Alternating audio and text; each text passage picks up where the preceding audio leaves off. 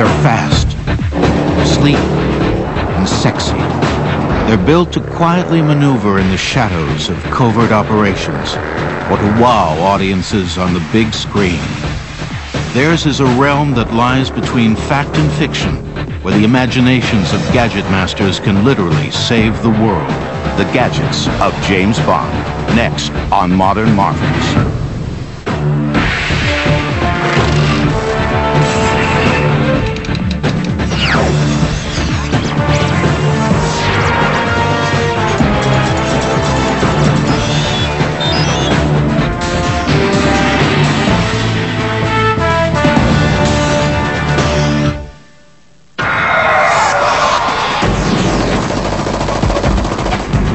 To be a good spy requires courage, daring, and the best toys technology can offer.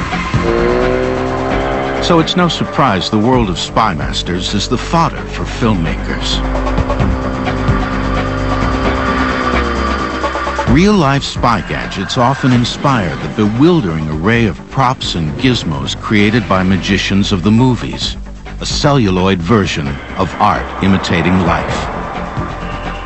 Gadgets are so important. Every preview I've been to, everybody I talk to, they say, oh, what gadget have you got this time? Everybody is madly interested in gadgets. The audience love them.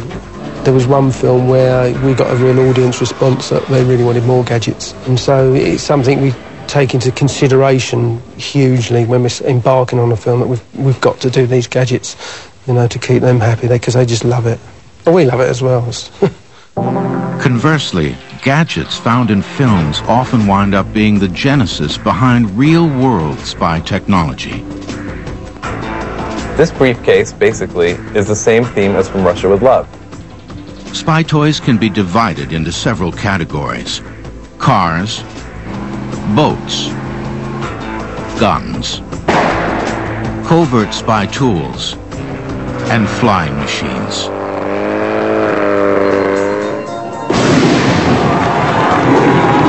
One of the best-known spy gadgets used in films and television shows was the Bell Textron rocket belt. The belt and later versions of the flying machine are thrust-driven devices that can literally make a person fly.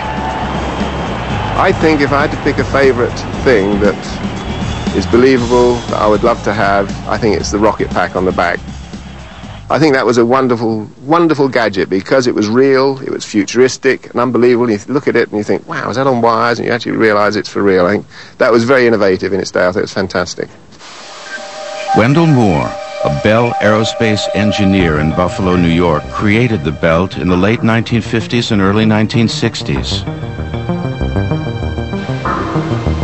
Moore got the idea while working with liquid hydrogen peroxide used in the rocket boosters of high-flying research aircraft to keep them stable at stratospheric altitudes.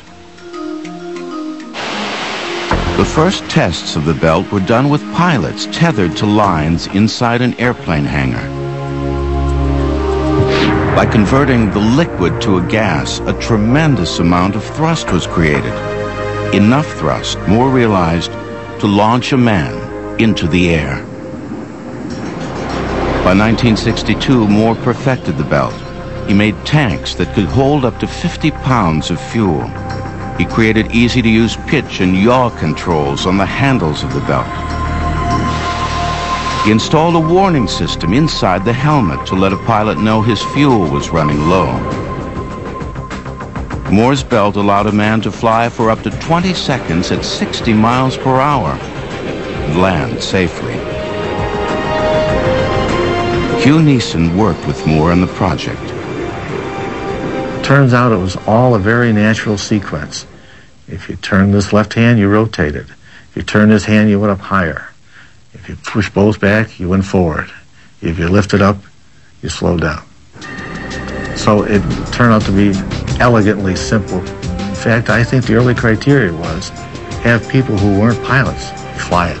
The original thought was to supply this to the Army, to ordinary troops, far-out vision, if you will. And they did not want to constrain by saying it was so complex that you had to have a pilot.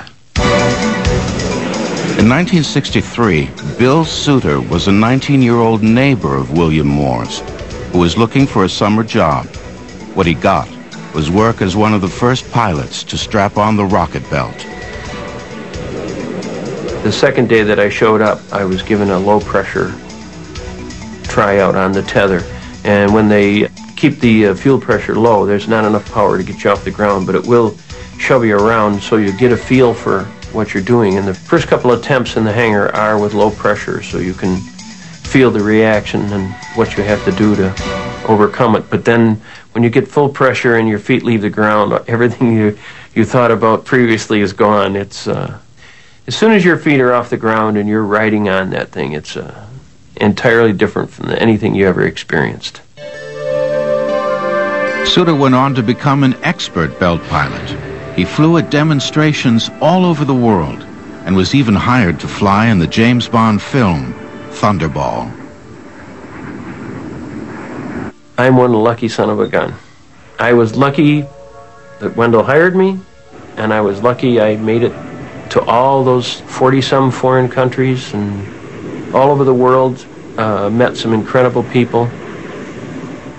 It was an experience of a lifetime, I guess, that went on for 30-some years. At a private airfield outside of Dallas, Texas, today's version of James Bond's rocket belt takes to the skies.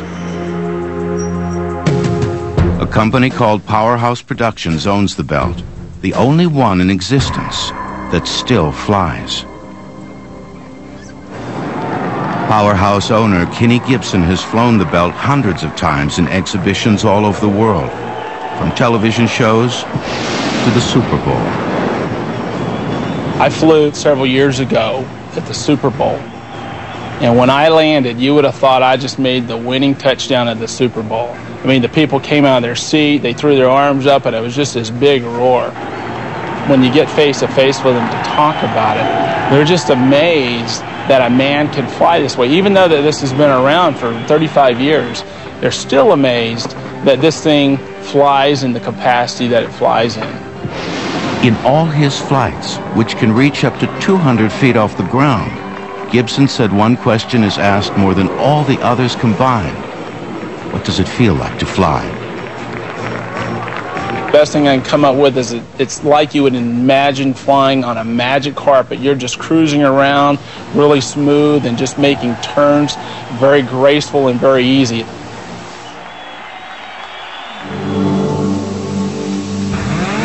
After 2 decades of flying the belt throughout the world at venues big and small, Kenny has retired.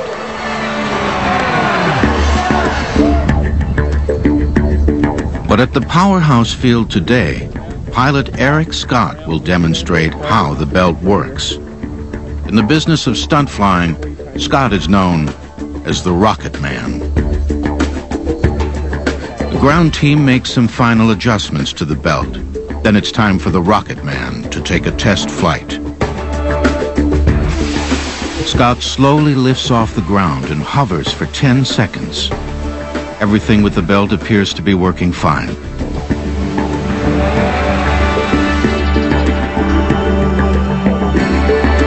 After refueling, Scott is ready to take to the skies.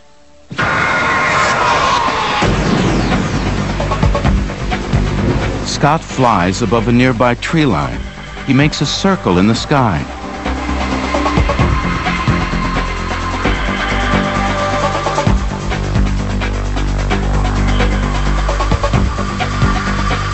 And lands at the same spot from where he took off.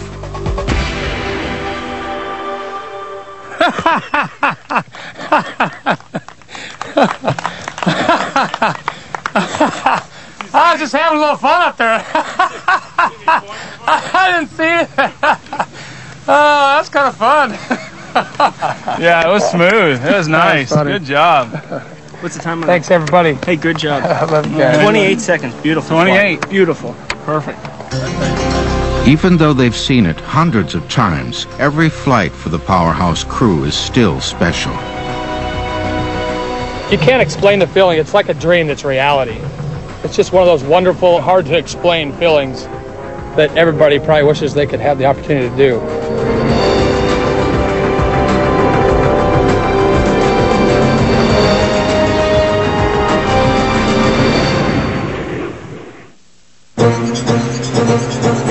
we continue, an eccentric English inventor creates a bizarre flying machine and amazes moviegoers like never before.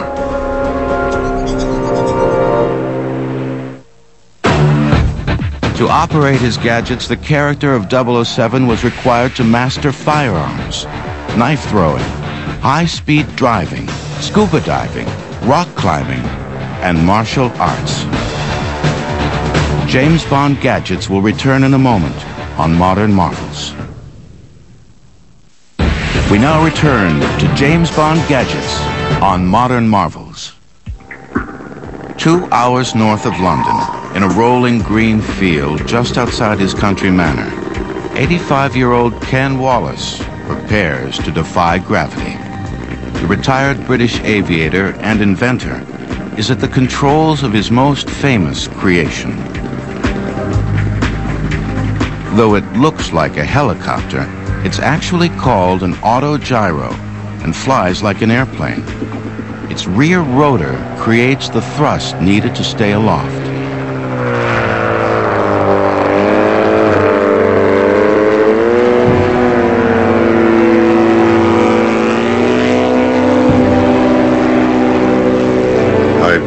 I used to ride motorbikes at Full Norton lots of times. I love speedboat racing.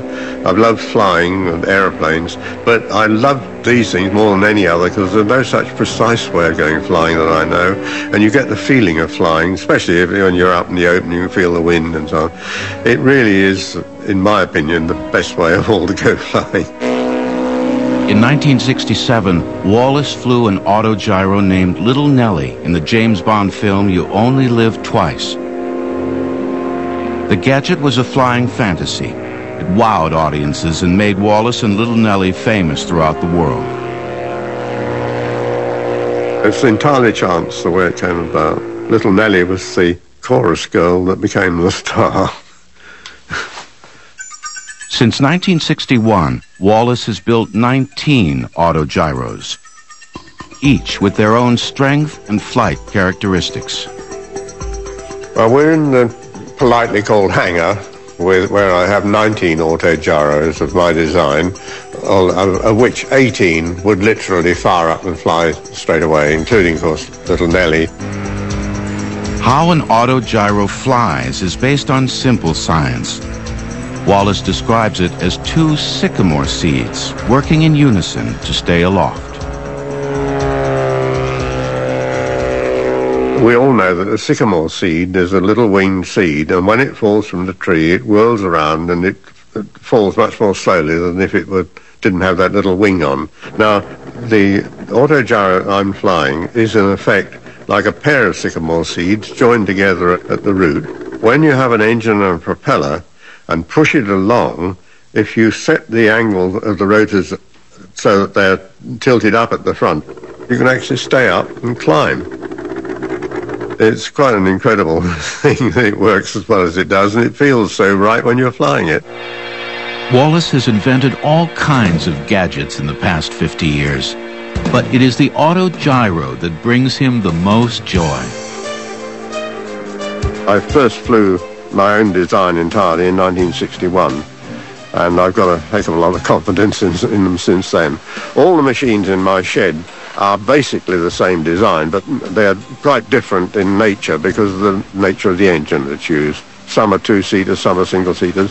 There's one fully enclosed single-seater with a 130 horsepower Rolls-Royce engine, but I must confess I like the open ones rather than the fully enclosed ones.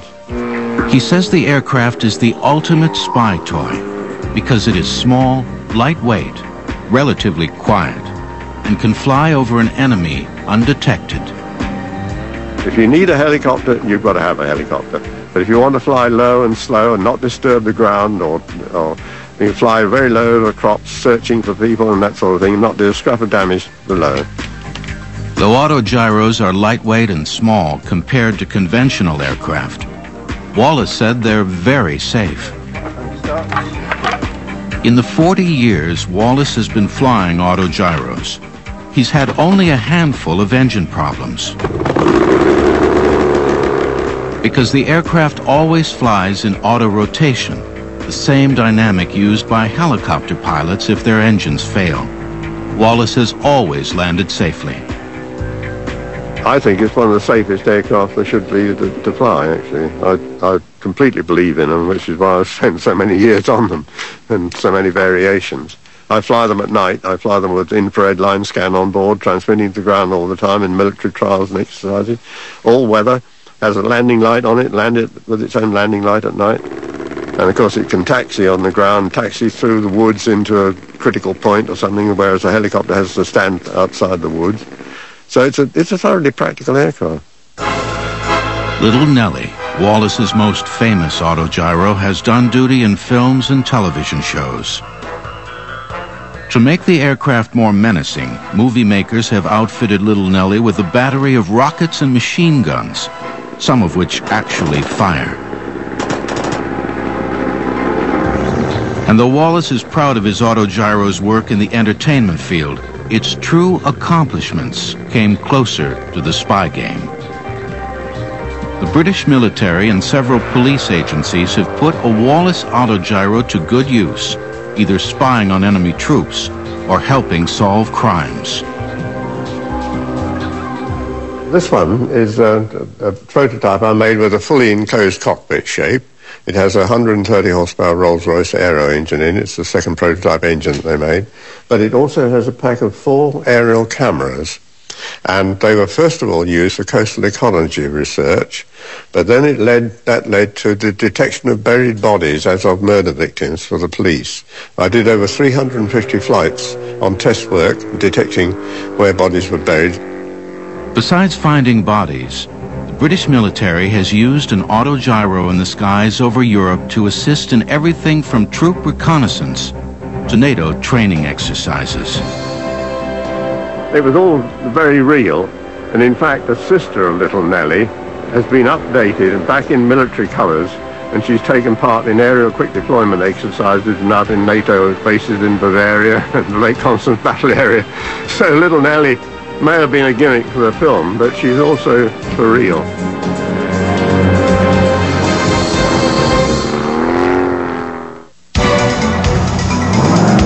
Coming up, a high-powered speedboat built in Europe for the movies makes a splash in an Illinois river.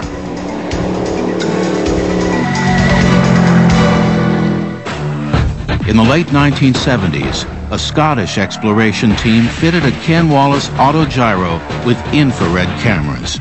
They used the aircraft in an unsuccessful search for the Loch Ness Monster. James Bond gadgets will return in a moment on Modern Marvels. Inside an unassuming steel shed in the middle of an Illinois cornfield is parked one of the most remarkable water-going spy toys ever created. The Q-Boat from The World Is Not Enough. The boat is a prized possession of the Ian Fleming Foundation and its vice president, Doug Redanius, a lifelong Bond enthusiast.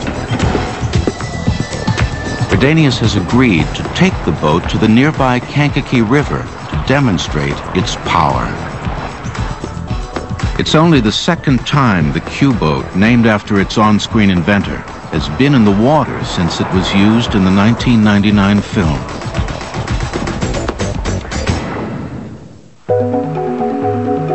One of the interesting things about transporting the Q-Boat is it's very difficult to cover. We haven't had a cover made specifically for it because it's an odd shape. So that tends to lead to transporting it exposed to the elements, which means many times I'll look in the rearview mirror and all of a sudden have a caravan of people who recognize the boat. They'll follow you into a rest area or to a filling station and want to take photographs. So a journey of 25 miles pulling a Q-Boat can take hours because people want to get their picture taken with it. It's very recognizable. Though boats are a common sight on this section of the river, no one here has ever seen anything like the Q-Boat being launched. The Q-Boat that we have is the stunt version of the boat. It does have what's called a complete Q dashboard in it. So you're going to see all the elaborate buttons and displays. It looks like the cockpit of the space shuttle. An onboard computer monitors the boat's propulsion system. In the film, the computer was programmed to control the craft's vast array of weapons.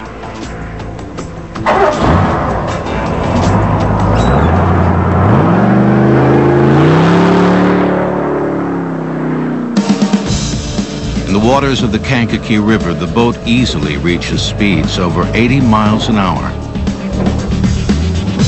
The Q-boat actually has a 350 horsepower Chevrolet V8 engine in it, and it has a very simple 14-foot aluminum hull. The upper deck, all the special effects, the shrouding, everything is all fiberglass. So there's not much weight for a boat with 350 horsepower.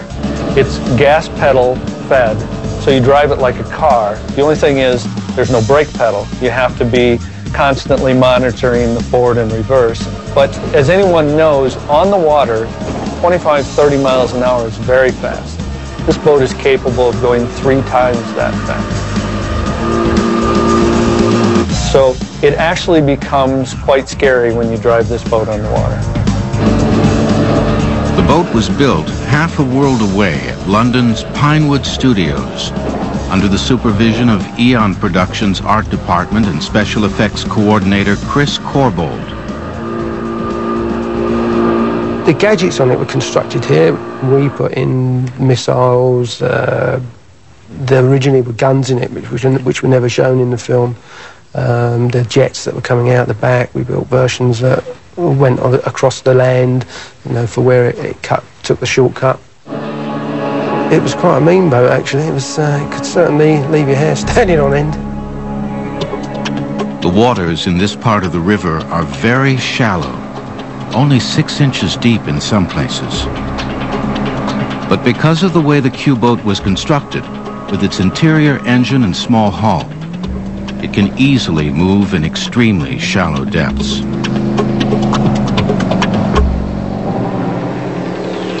Besides the Q-boat, the archive section of Doug Redanius's Ian Fleming Foundation has collected a dozen other vehicles from the Bond films. There's the Glastron speedboat from the 1979 film Moonraker, dubbed the Aston Martin of the waves because it had an escape parasail, torpedo system, and mine deployment. There's the submarine from 1981's For Your Eyes Only, and the Parahawk flying snowmobiles from The World Is Not Enough. But it's the collection inside Redanius's home that is most stunning. He has one of the world's most extensive ensembles of spy toys and several Bond gadgets on display. This is the wrist dart gun from the 1979 James Bond film Moonraker. It's supposedly activated by nerve impulse from one's nerves in the inside of their wrist. James Bond uses this in the office when he's given it by the Q-master, and he shoots a dart unknowingly into a priceless painting. So it's one of those gadgets that you have to be very careful how you use it so you don't shoot the person you're shaking hands with. This item is a limpet mine. It's magnetic. Once it's activated and is attached to its intended target, one has only a few moments to get away before it explodes. This is a rebreather from Thunderball from the 1965 James Bond film.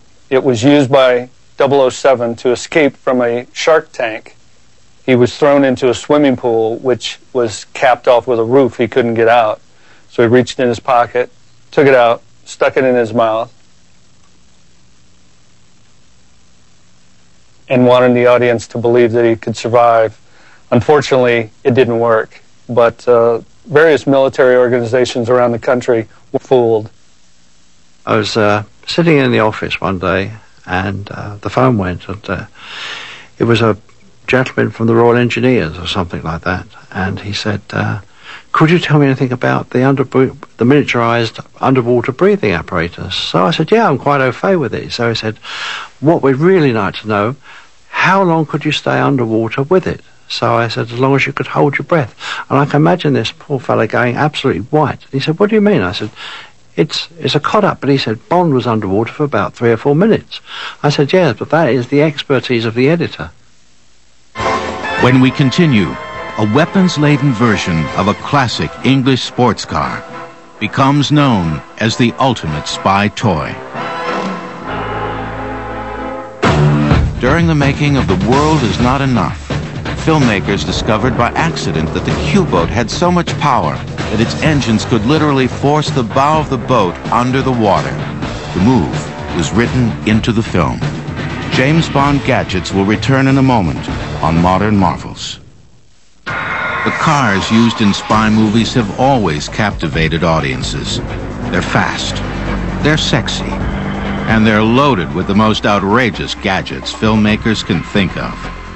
Ask any Bond fan what the greatest gadget from the films are, and the answer is almost universal.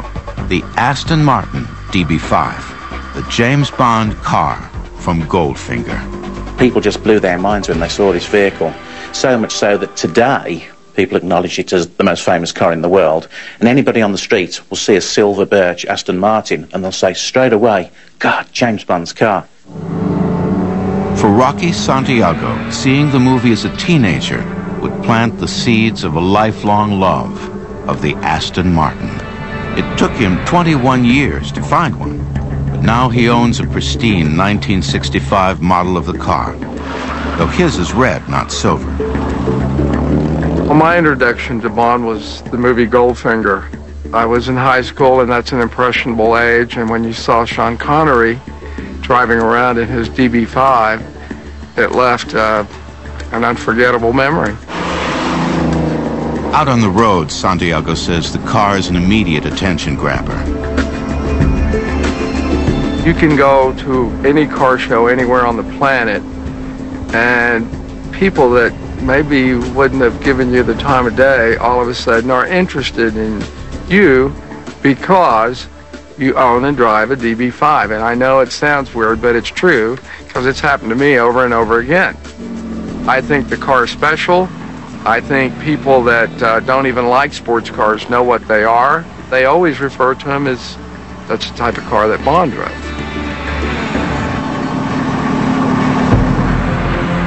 The vehicles of James Bond are some of the most famous in the world.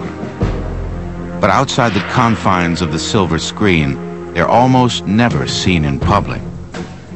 From April to December 2001, Bond fans had a chance to see half a dozen of the actual movie cars, which are kept in the archives collection of Eon Productions, producers of the Bond films. It happened 2 hours south of London at England's National Motor Museum at Beaulieu. Margaret Rolls is an administrator with the museum. On a recent tour of the display, she noted in typical British understatement that it was a shame that a $225,000 BMW Z8 was sawed in half during the filming of The World Is Not Enough.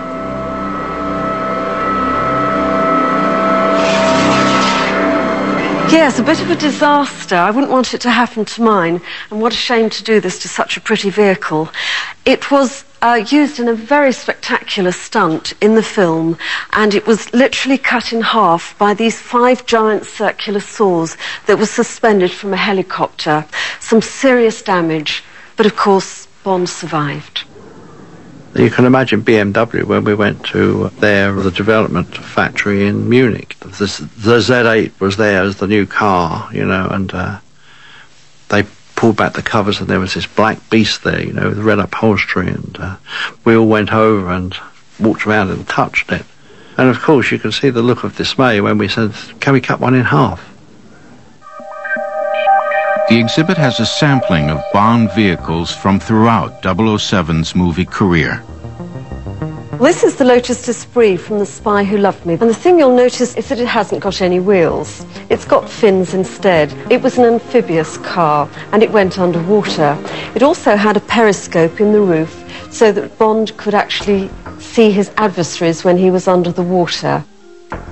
This is a BMW 750 from the film Tomorrow Never Dies, and it is the ultimate Bond gadget car. It has everything conceivable that you could want on it, including this magnificent row of rockets coming out of the sunroof and a wonderful 20,000 volt defence system to deter any would-be car thief. Now, wouldn't we all like that on our cars? And it's also totally bulletproof. There's the BMW motorcycle from Tomorrow Never Dies. For our motorbike enthusiasts, we've got a motorbike in the collection here, a BMW jump bike. This was used in Tomorrow Never Dies in a very spectacular stunt in which Pierce Brosnan, handcuffed to his accomplice Wei Lin, on the bike actually had to jump from the top of one skyscraper to another with the whirring blades of a helicopter underneath. I believe the French stunt rider who actually did the stunt managed to do it in one take, and I imagine he was very pleased about that. There's one of the original Aston Martin DB5s used in the Bond series. It is the epitome of an English gentleman's sports car. I think Aston Martin evokes a very romantic, nostalgic feel. It's a lovely name. If you think of sports cars, British sports cars, Aston Martin has to be the tops. And what else would Bond drive but the best and top British sports car? It's just perfect. It's classic. It's not flashy. It's just beautiful. The driver's license used by James Bond is on display, as is the winterized Aston Martin Vantage from the Living Daylights, which in the film could do a lot more than simply travel easily on snow and ice. It has some interesting features like these retractable skis for going on snow and ice, and spikes in the tyres to give a little bit more purchase. It has many, many gadgets, all the controls being concealed in the armrest here, as in many of the other Bond cars. But one of the most lethal was a laser beam that emitted from the hubcap of the wheels, and in one very memorable scene in the film, it actually sliced a police car in half and completely separated the top from the bottom of the chassis. Perhaps one of the most prized cars loaned to the museum from Eon's archive collection is the Rolls-Royce Phantom 3 from Goldfinger. For movie fans, this was a rare opportunity to see a famous film car that, until recently, had been kept under wraps. I'm sitting very, very carefully on the bumper of this beautiful Rolls-Royce Phantom 3 that was used in the film Goldfinger. We're absolutely delighted to have this car in the collection because for 35 years it's been in a private collection in America, so nobody's been able to see it. But 2 years ago, Eon bought it back at auction in New York. It is the epitome of an English car and very different to the other cars in the exhibition here because it's not a racing or a sporty car. It's just sheer elegance and luxury. Bond had switched to BMWs for several of the films. But for the 20th Bond movie, he returns to a gadget-laden version of the Aston Martin V12 Vanquish. James Bond is now finally coming back and connecting with his roots. Aston Martin has appeared in various guises over the years with the 007 films, and now with the new V12, it's a perfect tie-in to the original first coming days of James Bond. This 48-valve, 6-liter, 12-cylinder engine pushes a car that goes from 0 to 60 in 5 seconds. The car is as close to space age as any on the road today. We've also used some aerospace technology with the ceramic tile, which actually protects the engine from the heat that comes from the catalytic converter. If you look around as well, you'll see a lot of the heat shields here, and if you look down deep, you'll see plenty more. It's very similar to the aerospace technology that NASA uses with the space shuttle. The Vanquish, which is priced at somewhere around $250,000, is the perfect vehicle for 007 to take on the villains and make a quick getaway with the Bond girls. When we continue, a Virginia training facility takes aim in the real world of fighting spies. The famous ejector seat in the Aston Martin DB5 actually worked, and could throw a stuntman up to 40 feet. James Bond gadgets will return in a moment on Modern Marvels. On a trendy street in Beverly Hills, California, sits one of the country's most elite places to buy high-tech spy gadgets. It's called the Counter Spy Shop. Here, every conceivable form of spy technology is for sale. There are hidden cameras, listening devices, voice changers, everything a good spy needs. Employee Alex Sofer is an expert on counter-espionage gadgets that can make the business of covert operations easier, whether a person is a spy or not. You can have this pager on you, in your pocket, it can be anywhere you want it to be. If you walk into a room environment first and you're the first to enter that room, this device will alert you if somebody else walks in this room wearing a wire or they're wearing a bug. This can help many a people out of many a jam. What we have over here is a unit that will, bottom line, let you know if your telephone has been tapped or bugged. This is a more sensitive unit used in larger situations, such as film studios that have a concern that somebody might be trying to steal their secrets over the telephone. Many of the counter-spy gadgets have been used in major motion pictures. This will also filter and modulate and give you to make the spy world of celluloid heroes more believable. These glasses were used in the original Mission Impossible. What makes them not regular sunglasses is that there's a camera and transmitter built into these sunglasses. What I see and what I observe will be transmitted or recorded to a recording device. It's as simple as that. So what I see is what I'll be getting on film. What we have here is a technology that we patented many years ago, which is voice stress analysis. This is the CCS Truth Phone. This Truth Phone will basically allow a person to telephone somebody else, ask them a series of questions, and find out if they are lying. This wireless microphone is able to transmit up to 100 feet through walls to another location. Once transmitted to that location, this receiver over here will be taking in what is being transmitted. An example of something that is illegal in the United States is this pack of cigarettes right here. This would be considered a bug by the federal government or by the law. This is a covert piece of audio equipment, basically meaning that this is hidden. The audio transmission is hidden. It still works in the same manner. You'll be transmitting up to about 200 to 300 feet through the walls to this receiver over here. What we have here is a voice changer. This will alter a male or female's voice in 15 different settings. People will come in here, such as a female, she's getting some late phone calls at night, sometimes a weird voice coming down the phone. Well, she can all of a sudden become a very intimidating male that sounds like he's just got out of jail. As you should see, I might start to change my voice and alter it through this voice changer. I can make myself become many different people all in 1 minute. So I'm going to start to go through the different dials, and you should see my voice completely be altered all the way down through the line.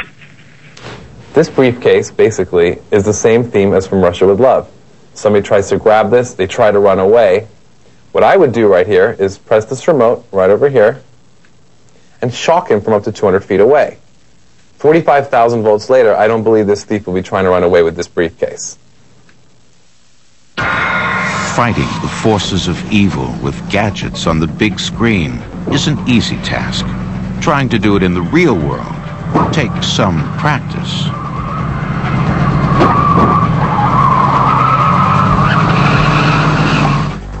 It's called Special Tactical Services in Virginia. Here, security companies, bodyguards, even Navy SEALs and elite Marine Commando units train. There's high-speed defensive and offensive driving techniques, and high-tech weapons training. Though several of the STS instructors are capable of doing many of the same things that James Bond does, none of them can do it all. For these teachers, that is the zone that lies between the fiction of a good novel or movie and the facts of life for spy professionals. For one guy to be able to do all those things at the greatest level he could ever do it at, it takes a great amount of maintenance. To be able to kick the crap out of anybody that comes along, okay, you better be training to kick the crap out of people. To be able to shoot any shot at a moment's notice from 10 inches to 10 yards to 10 miles, you better be training at it. To be able to drive a car, any direction, in the water, under the water, over a cliff, whatever the case may be, you better be out there handling cars. One thing we do here is we don't have one guy that does it all. Even, people like to compare some people to James Bond because they do the neat things. They skydive or they dive or they were a SEAL or a Ranger or a CIA guy or whatever the case may be. When we train people here, we bring in the experts for that particular piece of the information. We don't have one guy teaching hostage rescue, driving, shooting, every aspect of the thing, because no one that I know can do every one of those things to the degree of proficiency that you need to pass it on to other people. That sight picture you just had, that's what we're looking for. On an abandoned airstrip, they slam cars together at high speed, proving that vehicles behave differently in real life than they do in the movies. They teach how to cause another car to spin out without damaging their own. And students learn a series of maneuvers that may one day save their lives, or the lives of the people they are hired to protect. In an isolated woods not far from the runway, a different and more lethal set of scenarios is played out. Here, the tactics used by spies and counter-spies throughout the world are practiced in a scenario of hostage-taking. One situation shows how a target in a car can safely be removed from a field of fire even if the driver is shot dead. The other driver is taught how to do high-speed maneuvers from the passenger seat. In a second situation, when the driver of one car is shot, the driver of a second car is taught how to safely push the first vehicle to safety before the bad guys can finish the job.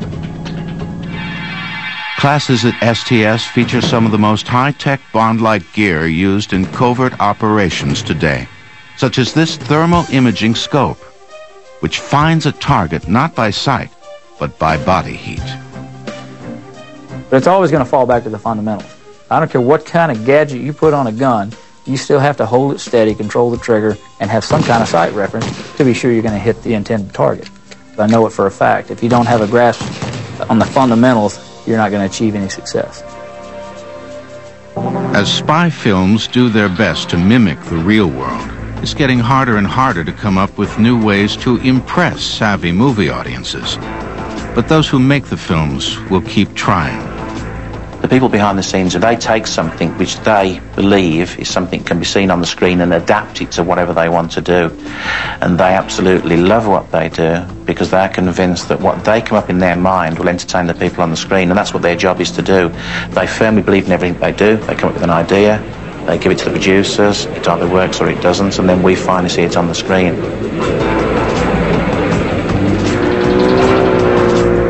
Finding clever ways to meld the world of real spy technology with the magic of the movies has always been an art. It is a creative blend of skill and imagination, finding the best way to take high-tech gadgets and use them in fictional stories.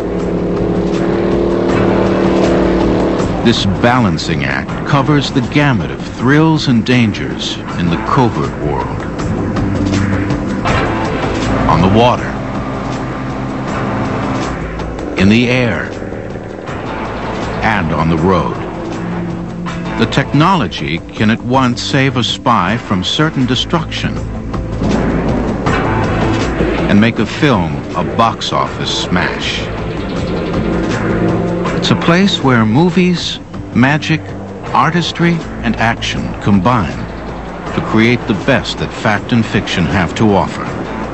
The amazing gadgets from the world of James Bond.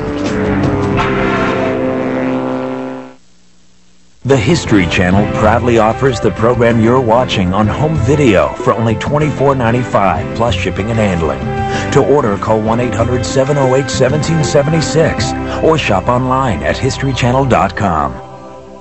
Weather in the air. As soon as your feet are off the ground, it's entirely different from anything you ever experienced. On the water. It was quite a mean boat, actually. Or on land. People acknowledge it as the most famous car in the world. He wouldn't be himself without his James Bond gadgets, only on Modern Marvels. Catch more Bond gadgets tomorrow at 10 on the History Channel.